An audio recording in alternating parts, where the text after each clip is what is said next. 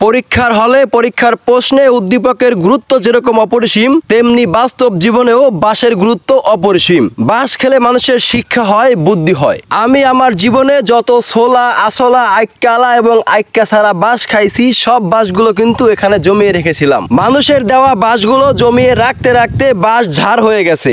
আমি এখন এই বাঁশ ঝাড় থেকে বাঁশ কেটে কেটে বিক্রি করে কোটিপতি হয়ে যাব।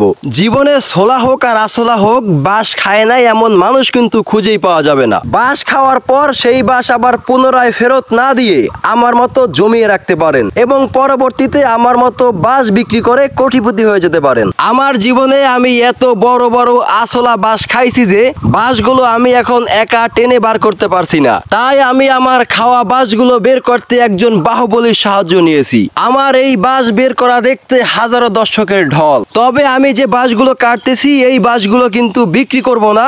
এই বাঁশগুলো আমি এখন আমার ফার্মের কাজে লাগাবো।